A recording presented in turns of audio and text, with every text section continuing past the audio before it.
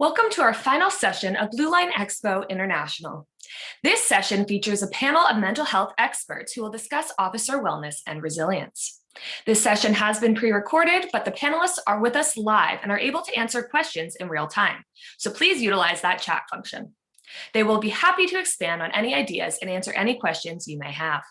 Thanks again for joining us. Hey there, everyone, and welcome to this session. It's a panel discussion on officer mental health. The title for today's session is Save an Officer, Save a Career, an open discussion on mental health in law enforcement. My name's Adam Kanakin. I'm the managing director of the ILET Network and host of the Tactical Breakdown podcast, and it is a complete honor for me to be here with all of you today. Now, you're probably wondering, is this a live chat? Is this what's happening with this session right now? Is it a Q&A? Can I ask questions? The answer is yes. What you're watching right now is a pre-recorded session that we recorded earlier, and you're going to have the opportunity to engage with every single one of these panelists here on the live chat right now. So if you have your chat bar open, you're going to be able to ask questions to any of the panelists, to other attendees on any of the topics that we're bringing up today. What I would ask, of course, is that you keep decorum. You don't post or comment anything that's inappropriate, obviously, as this is a professional event. The experts here will be able to answer your questions or direct you to resources or other places where you can get answers to your questions. And so what I'd like to do first is introduce the panel. So I'm going to actually just pass it off. We're going to go clockwise around. The panelists can introduce themselves, and we'll start off with the discussion.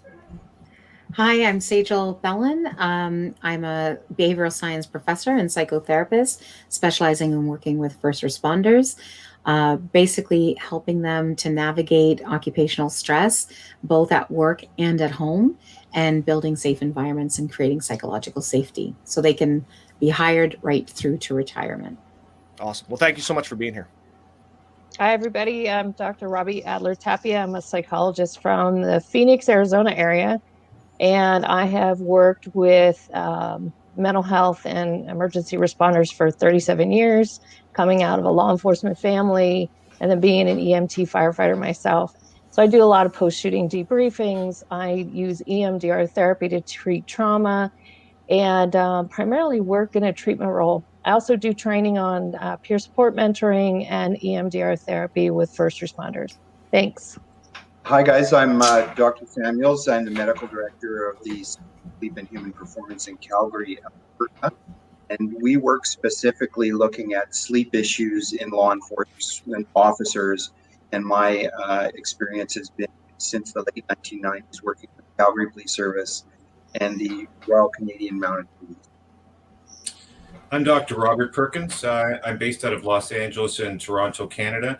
I'm the CEO of the Center for Chief Mental Health Officers, but I'm also a professor of psychophysiology and a California Post instructor for policing agencies within the state of California. Hi, I'm Bill Rusk. I'm executive director with Bagelov Canada. We're a organization across the country dealing with first responders, operational stress injuries. We run a variety of things, including psychoeducation virtually for peer support and programs with streams for participants with OSIs, leadership and discipline programs. My background is policing. I'm retired. I've been involved in many traumatic events. In Canada, I'm the only modern day police officer that's been shot in the face, neck, shoulder, back, and right hand. And no one's been arrested or identified. I'm also married to a spouse that was involved in her own shooting. And to our knowledge, we're the only couple in Canada that both have been involved in shootings. Both have gone through operational stress injuries and all the impacts of that, and are still married, which is unique in the first responder world. Yeah, well, that's awesome. First of all, thank all of you so much for being here with us today and sharing your knowledge and experience. And if you're watching this right now, you can tell just the vast amount of knowledge you're going to have access to here over the next hour and beyond, because, of course, we want this to be the start of your conversation when it comes to mental health and resiliency and recovery. And I know I can speak for the entire panel here when I say you will be encouraged to reach out to them, to their organizations, for further information or resources if you have any questions at all. So one of the things that came up in conversation before we hit record here today was an incident that just occurred yesterday. So today's Monday, the 12th. So the 11th of April, there was an officer-involved shooting in Minneapolis, of all places, wherein an officer supposedly mistakenly drew her firearm instead of her taser and shot a suspect. And of course, in the law enforcement profession, we are not immune to what's happening in other countries and other regions of the world. Everything is interconnected. And what happens up here in Canada for a lot of us is the same thing that happens in the United States to some degree. And that is an issue that is now going to have ripple effects that are going to be long lasting, since we are still currently going through the trial and the process with Officer Chauvin and George Floyd. This is just another piece to that puzzle. And so I know, Robert, you wanted to maybe touch on this a little bit and how you feel it's going to directly impact law enforcement, not only in Canada, in the US, but also internationally. Absolutely. I mean, we just got past the last year of all of the stress and trauma associated with the pandemic. And certainly law enforcement all around the world, but specifically in North America, felt the stress and trauma post the killing of George Floyd. And so here we find ourselves in a similar situation. And, you know, I happened to have, before it really became public, I had do some work with the policing agencies within Minnesota, specifically Minneapolis. I happened to see the body cam video and things of this nature. And one of the things that we need to really do is, because the things that we're doing right now does not seem to be stopping these incidents from happening, is we need to identify how the officers are feeling in this particular case, as well as the suspects that are being that we're dealing with, because clearly there are misrepresentations. And so, you know, our officers, we're seeing them that they are in a state of hypervigilance where they're fearing for their lives. And we have to really look at the suspect behavior and identify if that behavior is actually adversarial, or is their sort of state of mind causing them to not perceive the situation that they're in to the serious nature of it. And it's causing these mistakes. And so we really have to look at this. This is something that has to be addressed, because this is the number one issue all law enforcement officers are dealing with when it comes to the use of force and how we are interpreting the behavioral actions of the people that we're interacting with. There's a chasm here that we really need to get to the bottom of. With what happened, I know you had brought up a few different things there. There's so much that's going to fall on our officers, again, with not only the understanding of decision-making processes for the officer, going back to they're afraid to make a decision because they don't know what even just in the court of public opinion, somebody's videotaping them. Am I going to be scrutinized? Am I going to be punished? Am I going to be charged for doing something that I would normally do day to day, but now I have to second guess myself? Which can be dangerous. And I know Bill could probably attest to this. When you have hesitation in certain instances, you're very readily putting your life at risk, or the life of your partner, or innocent parties in that situation, by not making a decision. And I feel like we're getting back to that point again, where officers are going to be afraid to make decisions. I agree with you on that. I think there's fear on both sides. And I think when you have fear responding to fear, you tend to have outcomes that aren't exactly what we would hope they would be. We also had another incident where two officers pulled over a lieutenant in the military, and you can see both sides. The officers have a high-risk stop. The lieutenant doesn't understand why he's being pulled over, and he's insisting he know, while the officers are still in that hyper-vigilant alert stage of a high-risk stop. So there are both sides, and then, of course, it's being debated in the media. So I think it's fear. It's fear of making a decision. It's fear of making a wrong decision.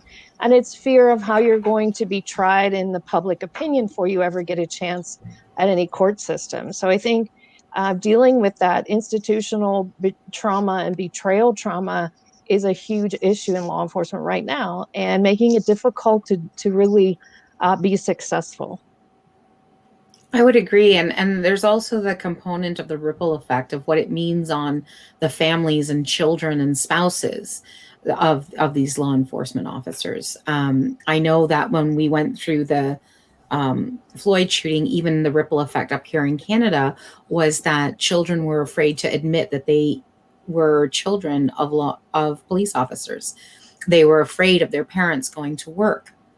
Spouses were afraid for members to go to work, and members themselves were afraid because there was the scrutiny from the public eye. There was the scrutiny that was happening even from within their own departments. So there's a lot of compounding pressures, stress, and fear. And it becomes very difficult to be able to do your job well, or to do it with sort of that objectivity when you're a human being and going through all the things that you're going through as we experience these things.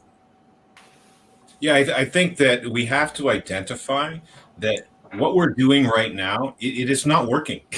And so, we've taken a lot of steps to repair incidents that have happened, but that doesn't fix the initial problem. So if the initial problem is the use of force component and how we're training and teaching people, if that isn't working anymore, well, what are we giving our people to be able to perform properly so that they feel safe as well, both psychologically safe and physically safe? And if that comes down to technology or what that picture looks like. But I don't hear these conversations where, we're just trying to appease people that are protesting a particular act or a particular way that we're doing business. Okay, that's fine. We've identified that this is not working. So what is the next stage, and who are the partners and stakeholders involved in that? I'm assuming it's likely going to look like some sort of technological thing, but we look at what happened with the accidental discharge of a firearm when a person was trying to use a taser. So these are very, very important components, because what is going to happen is you're going to get a lot of current police officers that are going to leave the profession. You're going to have a lot of possible people that wanted to enter the profession that are not. And that's going to affect the level of quality of people that are involved in law enforcement. I feel like Robert was teeing me up because he knows this is what I talk about on a daily basis with the training standards and how things are going. I want to take a step back. We've kind of addressed already now that we're getting into another societal break where we're going to have this fight again between we're starting to build back some type of semblance of relationship between law enforcement agencies and communities. And now it's like we're at risk of fracturing that relationship again. But I want to take it all the way back. I want to go and dive into the minutia of this, and we can use a hypothetical. We can use or we can even use the example from Minneapolis that just happened with an officer that does something, that a situation occurs, somebody makes a mistake. Mistakes happen for a lot of reasons. It could be a psychological reason. It could be a physiological reason. It could be something completely outside of that. What I'd like to talk about what are some of the things from each of your perspectives that could, and of course these are hypotheticals, that could have potentially caused those decisions to be made incorrectly, or have changed the outcome. And obviously I know it's an easy toss for me to throw this down to Dr. Samuels, talking about sleep and fatigue, if that could have played a factor in her decision-making process. Same thing if we start talking about her psychophysiology, what's happened to her in the past through other events. So I'd like to open up the conversation there, as without talking about the 10,000-foot view, I want to start talking from an individual officer perspective. So the officers that are watching this right now that say, I don't want to be that officer, I don't want this to happen to me. I want to start giving them some ways to identify problem areas, but then identify solutions and a way to actually better themselves so that doesn't happen. So I want to throw that out to you guys, and let's see where that conversation leads. I'm going through my mind as Jill and Robert and Robbie were talking. I'm thinking to myself, you know, I really don't want to be on this panel, Adam. Because the problem for me is I'm hearing the stuff I really don't want to know about. Like, you know what I mean? Like, I know this is going on in these guys' lives. I see them, and one of my colleagues sees them every day. And we just try to deal with what's right in front of us. And you know, I'm dealing with, okay, we have just a basic function, which is sleep and rest and recovery, that as right from the get-go, these guys and women don't have.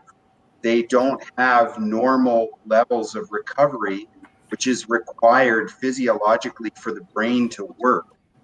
And so if there isn't just that basic thing, then for centuries, they've been left to sort of fend for themselves, as it were, for just, you know, basically for water. They aren't getting enough water. They're not close to a stream, so they're not getting enough access. And that's what sleep is. So when I listen to the rest of the panel, it makes me kind of nervous and upset because I don't want to know all those things because they're very real. And I see that in a very, very distressing way daily from the members and the officers, because there's a sense of feeling trapped. And I totally understand that from the point of view of being a physician, being on wards, being in the hospital, and those kinds of things. You know, you've chosen this job, and you know, this is it, man. This is what you got to do.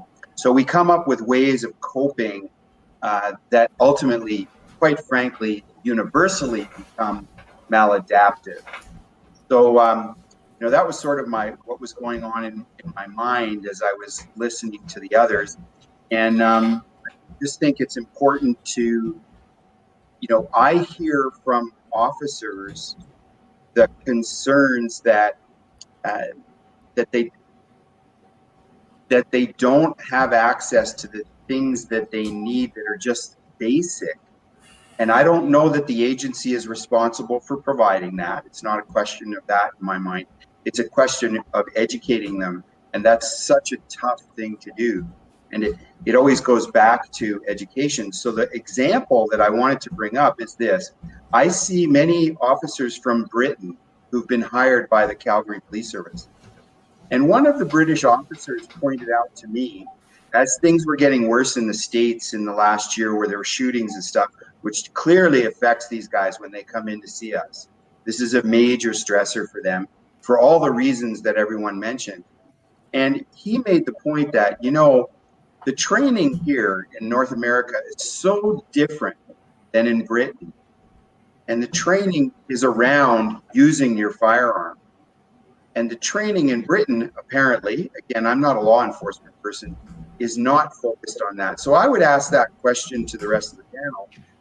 Is that a basic point? Is our attitude very confrontational and militaristic? That's embedded in the culture of law enforcement. And is that a big step that we have to make going forward? I think you hit the nail right on the head. Whether you know it or not, police officers in England and the UK don't have firearms. They're not permitted to carry them. Right. Yeah. Only elite units and detectives are.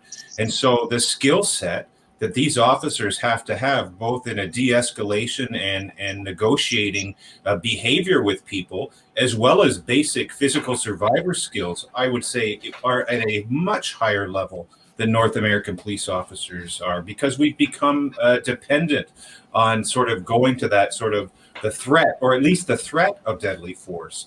But that is something that I think really needs to be addressed. Well, let me ask you then, if we trained officers differently, gave them that skill set, would they be more resilient? Would that allow, you know, in other words, if we're trained as if they didn't have a firearm, would that give them a set of skills that made them more comfortable, more resilient? I mean, you guys are the expert. I don't know. Unfortunate. I believe it possibly could. Obviously, some sort of study would have to determine that. What you're going to be facing, though, is sort of, trying to debunk, decades and centuries of what we've taught people. You can't unlearn those things. You can't unlearn the sort of history and the dichotomy of how law enforcement in North America has operated for that period of time. That would be a very difficult task.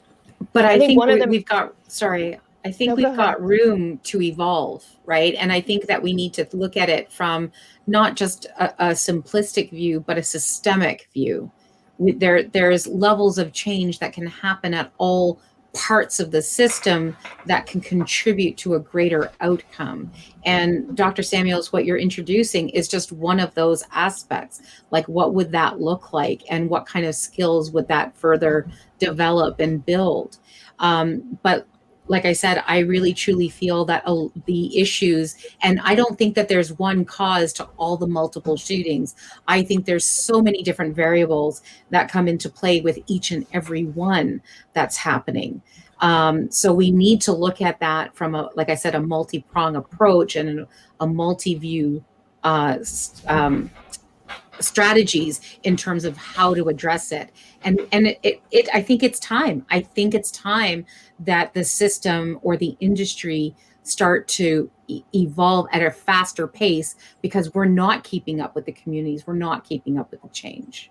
One of the opponents that I'm hearing about what happened in Minneapolis is, well, why are we stopping people for traffic, and why are we taking those actions for people that are running away from the police? I think that, okay, if that's the way it is, then you know what? You need to make the legal penalty for not cooperating with the police or for fleeing with the police so severe that it's going to be effective. I think that is a great idea. But that's not the way that the law is right now. And so people know that if they've got a chance of getting away, they're going to roll the dice and try to get away. Dr. I think Robbie, the issue we're missing is the weapons issue in the U.S. And the UK doesn't have the same issue we have here. So it's green beans and bananas from my perspective. I'm in Arizona, where you can concealed carry with no real issues. So I think that's one of the biggest differences is if you can come up on anyone. My husband, who's a school psychologist, had a third grader bring 2 guns in his backpack to school this past week. So so here he is as a school psychologist dealing with weapons, and he's a psychologist. He's never shot a gun in his life. And so I think I've been sitting on committees, and we've had all the stakeholders at the table, but nobody wants to talk about a violent society that has unlimited access to guns and firearms. And, so we have to look at violence and how kids are being raised. We have to look at the gun issue. Nobody wants to touch that in the U.S. and because it's such a hot topic. But that's one of my biggest concerns here is my officers never know when they're going to get shot. And I have officers that have been shot 3, 4, 5, 6 times. How does that affect you if you're supposed to go back to work? And how does it affect everybody else? Because if you run the risk that you can get shot in the line of duty, and you believe when you go out that it's never going to happen to me, that creates this real conflict with what does happen to you or one of your colleagues. Now what? And in Arizona, and not every state in the U.S., but in Arizona, unlike California, where Robert is, our officers are automatically homicide suspects if they have a fatal OAS. So there's so many things in the law that we need to look at and sampling law enforcement for. We have to have legislators at the table. We have to have these common sense civil discourse conversations. But I believe a lot of the public doesn't know. And what I learned sitting on these committees is how much people don't know. Like, they think if an officer has a fatal car accident, they get to go off duty the rest of the day. Maybe they get a couple of days off, and that doesn't happen. You get a fatal collision and you get that one put together, and then you go on to the next one. And Bill, I think you can probably talk to that, having been in the field for so long. They don't give you time off because you just had 4, 5, 6 fatalities in a week or even in a shift. You keep working and take the next call and the next call and the next call. And that's what concerns me. We expect you to do unhuman things as a law enforcement officer. mean, even my engineers here at Intel get a sabbatical every 7 years for being an engineer.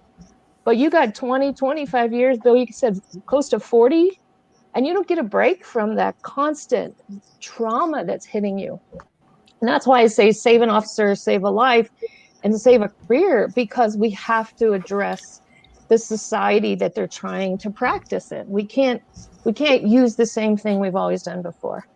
So I think we need to have a more informed conversation. And I believe with Saja, what you said, there are many compounding factors, and we can't blame the law enforcement for all of that. We have to bring all these other things to the table to have a real conversation. In law enforcement, we do a tremendous job of creating individuals that are hypervigilant, and that hypervigilant can save lives. It can save the officer's life. It can save the colleagues. It can save the public. But unfortunately, we can't shut that hypervigilance off at some point, and that's just like Dr. Robbie was talking about. We classify that as there's Mack truck incidents, so it could be a shooting incident like is being discussed, but there's also bumblebee stings, which are cumulative. So, but at some point in time, you get enough bumblebee stings, you take out your EpiPen and try to alleviate the toxins that come from that buildup. It's the same thing with your brain, with your body, and hypervigilance is a life-saving technique in policing and law enforcement, military.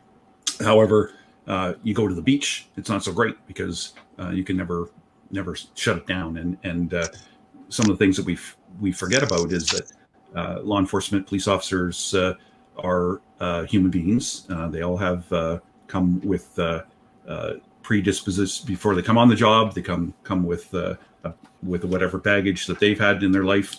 They accumulate more baggage throughout as they accumulate those Mack truck and bumblebee stings. And at some point in time, if you don't unpack that, it can cause psychological or operational stress injuries, as we call it in Canada, which might be PTSD, depression, all the different DSM classifications that are there. And the other part of that is, which I'd like to expand into this conversation, is the funding, which for a lot of organizations has already been happening. There's some organizations are losing astronomical amounts from their budgets. Most of those organizations that are losing money don't have the mental health programs in place already. And so if you're taking out a huge amount of money from those organizations and they weren't able to provide that mental health for those members prior, I'm not sure how they're going to be able to do that with that money that's being lost. And a couple of things that are happening in Canada here to deal with those kind of incidents is having mental health crisis workers that actually are out on the road with officers responding to those particular calls.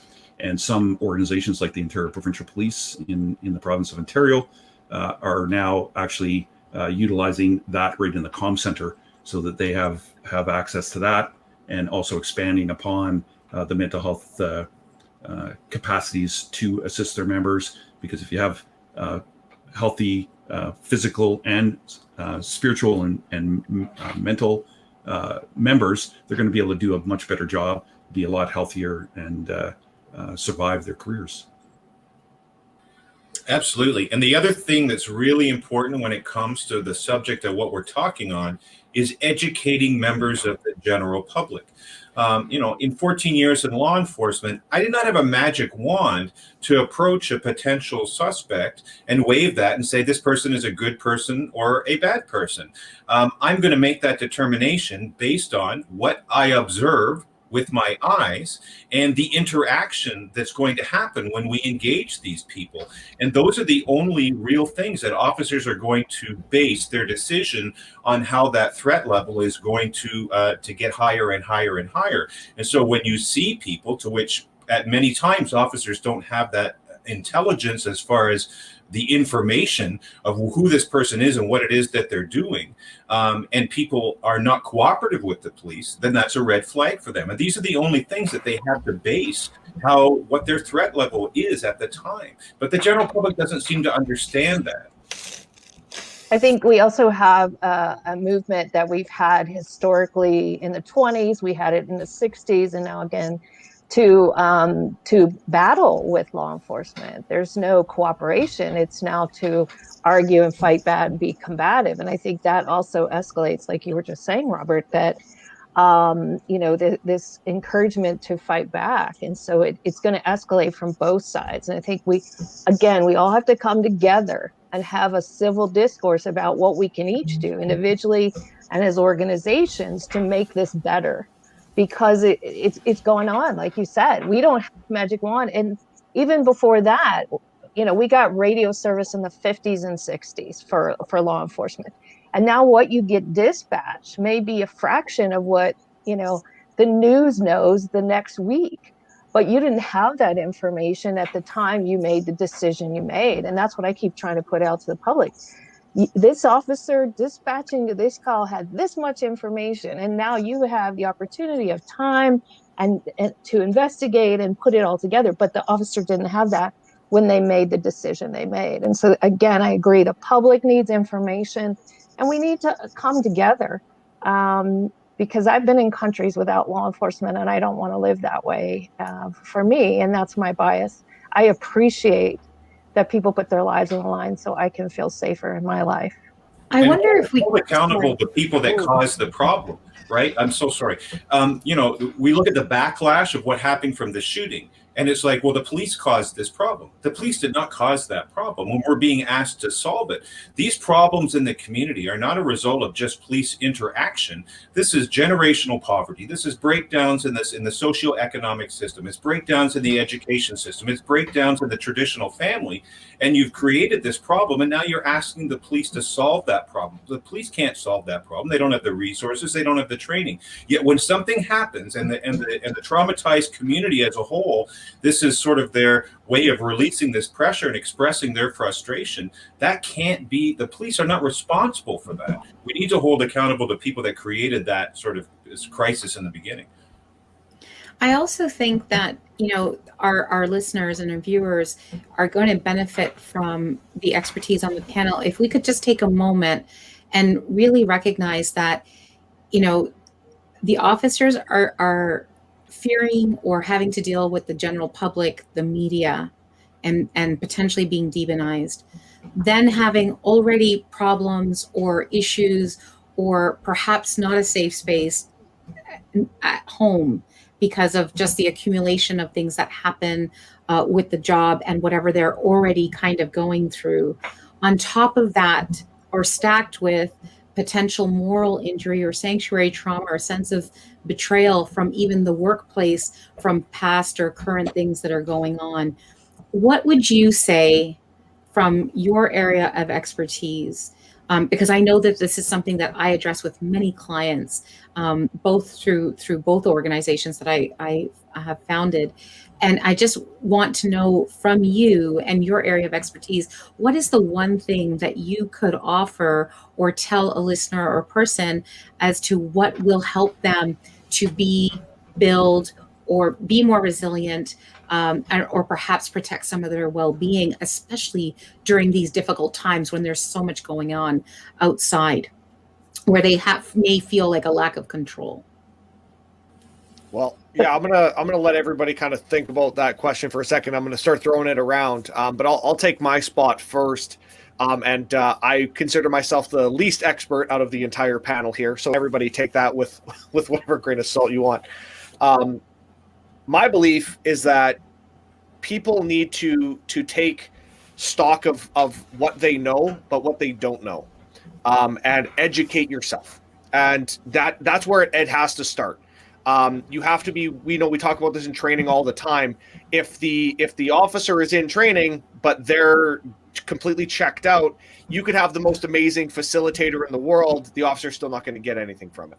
And so you need to have that conversation, and it has to start at an institutional level from the recruitment process through academy, through FTO, through, you know, being on patrol, and then up through your chain of command. It all has to be there, and instilling the officer to want to learn and to take time to understand what it is that they are potentially going to face, and then what happens to them when they face those incidents. And it's not just arbitrary information that they're getting from or secondhand information. They have to take and seek out information from people that maybe they wouldn't have talked to otherwise. People like yourselves, which is why I do what I do, and I bring experts in from outside of my bubble, because it helps shape my understanding of how humans train and how humans do things. But same thing can be said for every human being. When you get outside of your little echo chamber of the information you're used to getting, any new piece of knowledge almost seems profound because it's something you didn't expect. And so that would be my suggestion is education, that self-educational component. That's great. Who's up? I was going to say, for me, the biggest thing is if you can really ask yourself what your home life is like, what your relationships are like, connecting with your spouse, your children, friends, family, is to somehow keep an open dialogue or check in with where you're at, what that environment is like for you. And to spend some time, and if you need some support, to get that support to help you reestablish, reconnect, or even strengthen the relationships in your life, because they will be a source of resilience for you. They can be actually foundational in your well-being. So for me, it would be to please look at your relationships in your life, and if they aren't where you'd like them to be, to seek out the support and education, psychoeducation, to help you develop and build them to a place where they become as a place of solace versus a place of stress. I'm going to jump on and mention why I wrote my book. I wrote a book, One Badge, One Brain, One Life, and I really wanted it to educate people in the trenches. What's happening in your brain? Dr. Samuels talks about sleep, what you need to do to pay attention to your sleep fitness. So that's what that book was for. I would encourage people to look at doing intensives. So Bill was talking about some of the intensives. We do 3.5-day intensives with first responders and their spouses at emergency responders assistance programs. So offload some of that. Don't let it accumulate for 5, 10, 15 years. Yes, I agree, Sajal, your significant others will see some things you're blind to. So will your peers in your work environment. So get that feedback from those people that you trust, who are watching you walk through this process and seeing what's happening to you in this accumulative effect. Dr. Daniel Amen out of California does SPECT scans of the brain and published a study looking at what happens to that post-traumatic stress injury brain. So we know it's a brain change issue after that cumulative effect. But right now we treat it like you're mentally ill or you're crazy. No, it's a post-traumatic stress injury, and it's cumulative because you can't get through this career without that happening. So if you think it's never going to happen to you, one, that's your first mistake. You're going to get exposed. You're going to have the impact of the career. It is a high incident career.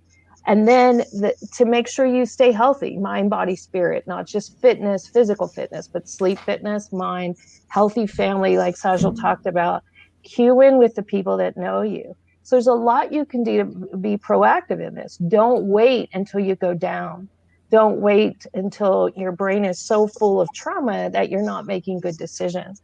So that would be my encouragement for people, is look at all this that's going on in your life and prevent it as much as you can, early in intervention if you can. Education and awareness. And part of that, Go ahead, Bill. I was just going to add into what Dr. Robbie had said, and part of that is, from my perspective, is leadership. And leadership, it doesn't mean that it's the person, the chief, or the commissioner, or the superintendent, or it's everyone. When you come into law enforcement, you are a leader. You're a leader in your organization, community, and that's where all of our leaders in the majority of organizations in Canada and the United States come from is coming up through the from the boots on the ground and the chain of command up to leadership. But everyone in that organization, whatever that organization is, wherever it is, needs to be a leader and understand that concept and how important that is. And we can sit the front line can complain about the leaders can complain about the front line, but everybody has to come together and make it almost a holistic systemic change within the organizations. And one organization in Canada, the Ontario Provincial Police, have a new commissioner, Thomas Creek, and he is the definition in my perspective of what a true servant leader is, and that's taking that leadership triangle, flipping it upside down, and being at the bottom, and you're there to support all those members, not to the members aren't working for you, you're working for the members. And sometimes that leader has to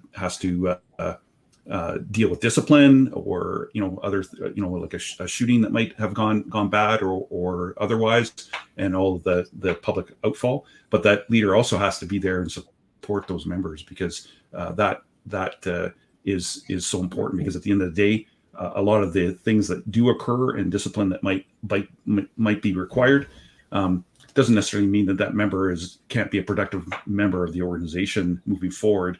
And it's because one of the key things that I see is that's an experience, and if we can turn those members around and get them re-engaged and back working at a high level, that experience and can be a huge boost to morale across the board, as opposed to a negative if that member doesn't come. And that comes with willingness to want to be a leader for yourself and for your organization, and also vulnerability, being able to if you do need to take a knee, then you take that knee, and that there shouldn't be any negative consequences. But unfortunately, for a lot of organizations in Canada and the United States, that's still kind of a taboo topic with regards to stigma. I think that education and awareness, both what everybody's basically touched on, is the fact that from an intake at an academy level, officers have to be taught you're human beings, and at some point, every person has a limited capacity on how much stress and trauma that they can take at one particular time. When they reach that point, the check engine light of their body is going to come on. So we need to educate people that they are human beings, that they do have limitations. The second thing is that we need to teach these people to identify when this happens to you. And we all talk about in case of emergency break glass, we see it in fire systems, and then behind there's an alarm or a fire extinguisher. Everyone needs to have that in case of emergency break glass, and ahead of time, what is under the glass for you? Is under the glass for you going to a professional mental health person, or is it engaging in an activity, or is it in talking to a chaplain, or going to your own sort of faith or place of worship? You have to identify these things prior to when you reach that level of fullness in your ability to process stress and trauma, so that you have a game plan for when it happens. Because in law enforcement and emergency services, it's going to happen. So if we teach people that they are human beings and that you will reach your limits, and when that happens, have a plan on how you're going to be able to deal with that ahead of time. Well, those of you who are Canadian, I assume you're aware of the Road to Mental Readiness from the Canadian Mental Health Organization, or no? Yeah.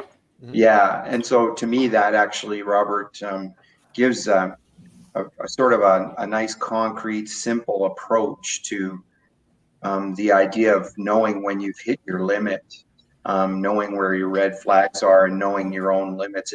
Because I think a lot of people don't even know how to understand the idea that they're going down the toilet bowl fast, and where do you go before you go, oh, this isn't working for me. So I think those tools like that are very useful. But I don't know. Again, this is more your domain than mine. These are just things that I've been exposed to through the RCMP. Chuck, as far as tools for like an individual officer, I want to let you dive deep into what you do. I mean, like, let's talk about if you had the opportunity to speak to any officer right now and pull them off the road and say, let me give you 5 minutes of my time. What is it that you're sharing with them? From my perspective, like Yeah. working Yeah. with a member or an officer. Yeah. You know, I mean, I'm looking at it through this incredibly narrow window of sleep. It's just something we have to do. And the very simple thing is, you know, how many hours of sleep did you get last week? So it's very simple. You know, it's the number of hours you need times 7. So if you're a person who believes, and a lot of these guys, by the time they're into 5 or 10 years, they don't even remember how much sleep they actually require. But if you ask them in a room, where I'll do a talk to, you know, 50 to 100 officers, you know, most of them will literally come into under 40 hours of sleep a week. Well, there's no question in our minds physiologically that that's not enough. So if all you do is point out something very simple, that gets the conversation going, and then you explain to them, you know, or ask them, if not explain to them, ask them, what are some of the issues that you see day to day? What's the difference between night shift and day shift? Because those are big issues.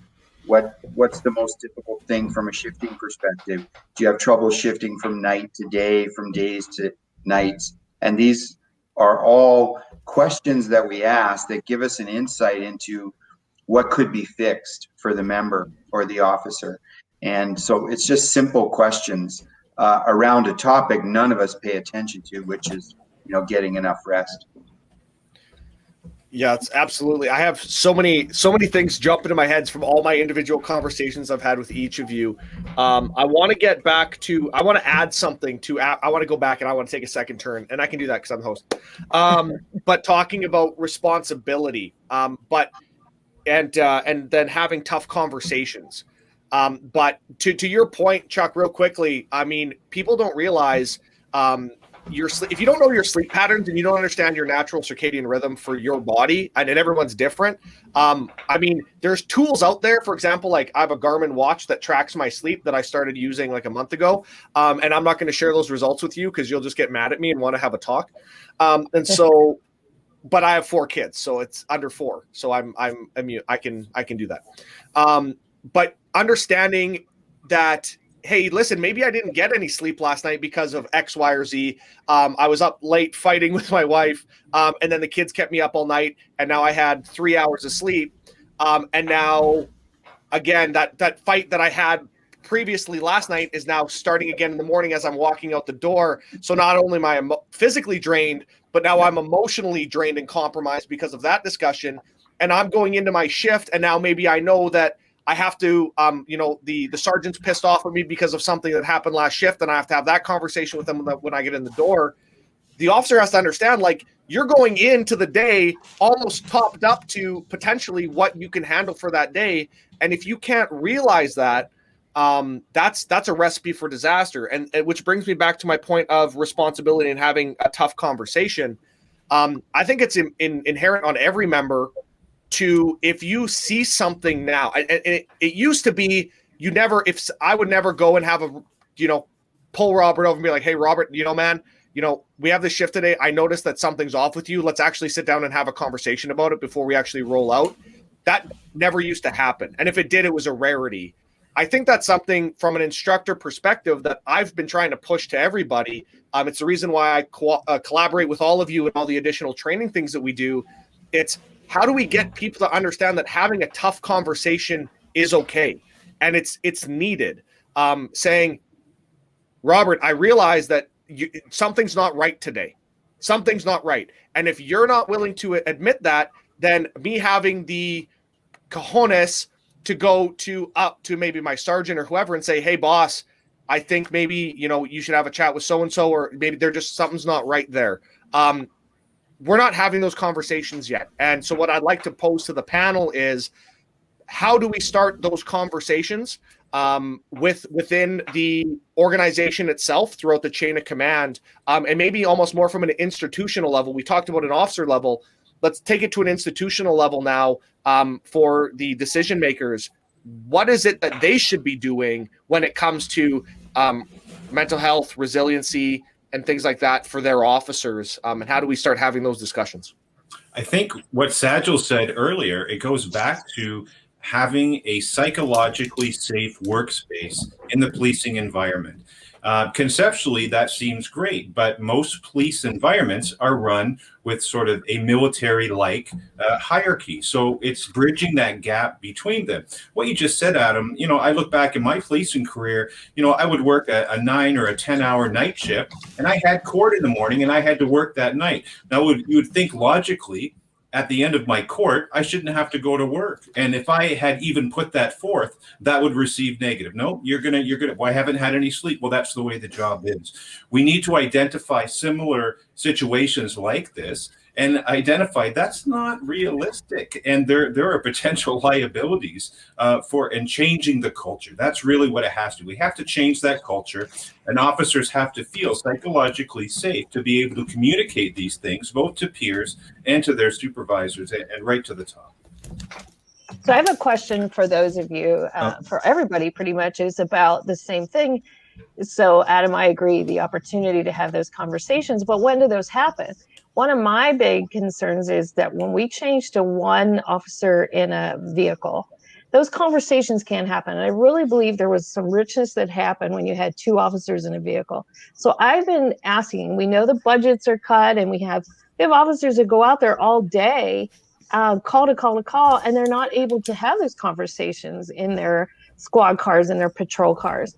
What are we missing that was happening in those 2 people in a car that I think made a big difference? You could say to your partner you're driving around, hey, you don't seem right. You could process a critical incident, or as you call it, operational stress. So did we lose that by the decisions that were made to reduce it to 1 officer in a vehicle? I think that there. I don't know if there's any studies offhand to deal with that, but I think it also comes back to what Adam was kind of getting to. It's addressing work-life balance, and we do a horrible job dealing with that historically, because anytime you have discipline within an organization, the first thing I look at is trauma. Those members, they might be an impaired situation, and they've been they're off duty or going home from after work or something like that. They know better. They know to enforce it, stuff like that. That screams out to me that there's undiagnosed trauma there for that member. And historically, organizations all that somebody's got a drinking problem, somebody's got a bad marriage. Well, why did they have a drink problem? Why did they have a bad marriage? And we need to look at that from a macro perspective. And I've been to more graduation ceremonies than I can remember. And every leader that speaks at a graduation ceremony for new recruits always talks about those recruits being the best of the best. And in all reality, they are, because at least in Canada, because there's more diversity, language, education, all kinds of things that are awesome for the profession. And but those members are still having problems, even when they bring all those good things. And at some point, when we have those bumblebee stings and the cumulative trauma, and we don't really have a proper peer support system, maybe in our organization, or we're just don't know where to go to find professional assistance. The only switch we have to deal with everything is emotional numbing. And that emotional numbing is an emotion, but when you have emotional numbing, at some point in time, you might be able to flip the switch on your brain, if you can visualize that on the side of your head. And I go to work and I see all kinds of trauma and stuff, and I shut it off, and I come home and I flick it back on.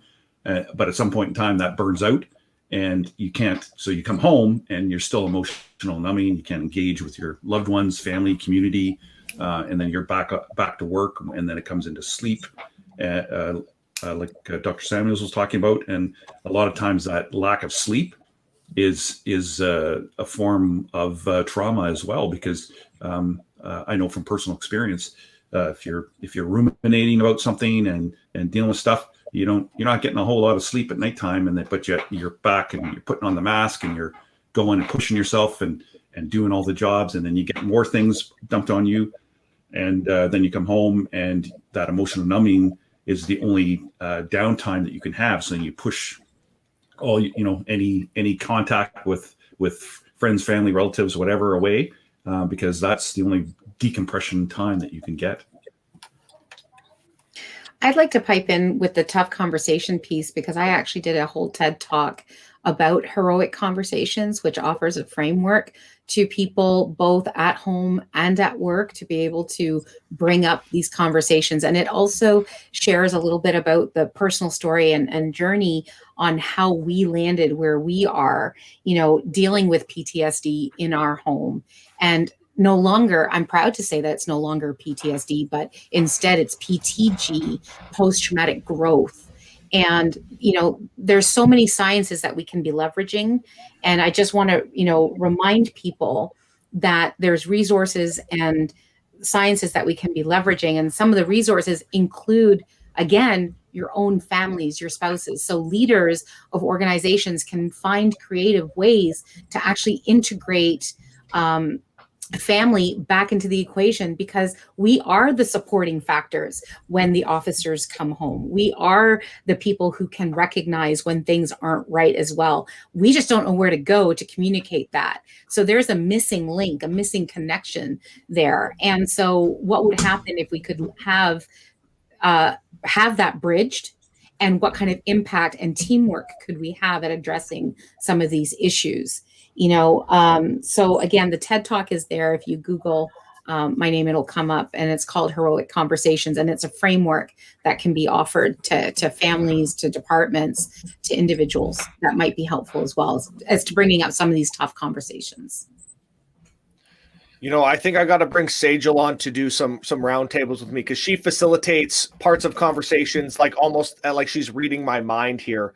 And so what I'm going to do, because we're coming close to time for our block here, I hope everyone's had a chance to engage in the chat and engage with these awesome experts. And if you haven't, please take the opportunity to do so. But I want to go around real quickly one more time and to echo what Sajal said, talking about resources and things that are available. I know each one of you have your own resources and things that are available, so I'd like to give you the chance to share those with everyone, and then we can finish off the conversation. So, Dr. Robbie, I'll start with you, and we'll go around the horn. Okay. I think I said my book was one of the resources, and I wrote it for the first responders, so it can be in your hands and to walk through that. It includes a chapter on families and children of first responders, because I'm a child of a police chief and granddaughter of a police sergeant. So how it affects your life as a kid, your whole family goes into the career, not just an individual. So those pieces, and prevent it. I hear so often, I'll never unsee what I saw. And let me tell you, EMDR therapy is so helpful, but to clear the calls, clear your cases. We talk about a parade of faces that haunt you. We can clear that with EMDR therapy. So your post-traumatic stress injury becomes a post-traumatic stress growth that can really change people's lives and help them and their families both at work and at home. So thanks for having me. Bill? Post-traumatic growth is a necessity, and I refer to it as illuminating with hope, growth, and recovery. And Badge Life Canada in across the country as badgelifecanada.org. There is we deal with a tremendous amount of things virtually. We offer psychoeducation, peer sessions on a weekly basis. We also offer that for organizations that are having morale issues or recently COVID issues with outbreaks in the workplace, and assisting with that. Our programs, as I stated at the very start, we deal with participants that are dealing with operational stress injuries. We're also dealing with a leadership stream, which is extremely important. And the leaders come and learn. They don't come with participants. They come strictly with other leaders. And the offshoot of that, which we anticipated, was a lot of the leaders actually maybe haven't had time to realize that they have undiagnosed trauma accumulated over their careers as well, and they're impacting members under their command with promotion, different assignments, and all those kind of things. The other stream we have now is for discipline, which, as I stated, we've identified is always pretty much trauma-based. And because we are, for the most part, hiring good individuals, and but yet we're not giving them the supports that they require.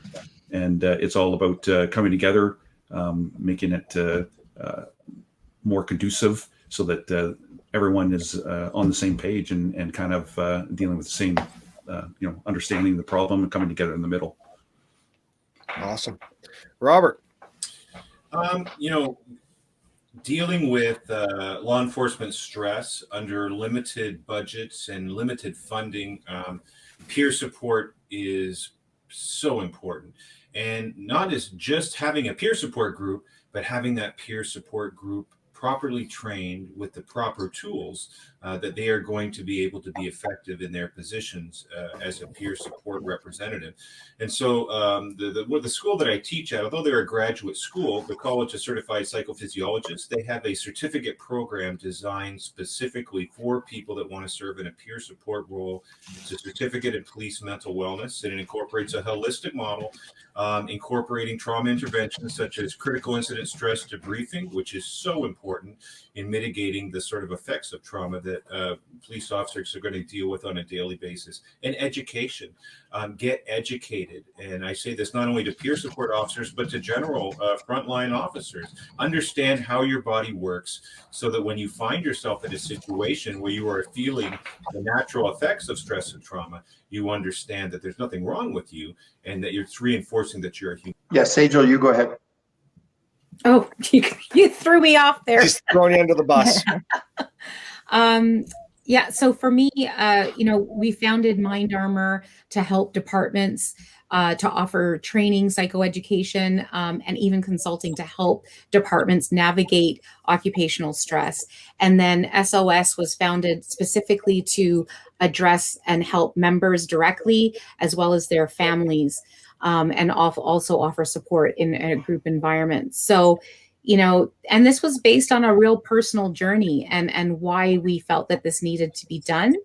In terms of resources, if you go to sejalbellin.com, there's a whole list of resources that are available to you. And simply, honestly, if you just Google me, there's tons of videos out there. I do a lot of public speaking events, and I put all the recordings online so that they're accessible and the information's out there for you. The main thing is you need to recognize you are not alone.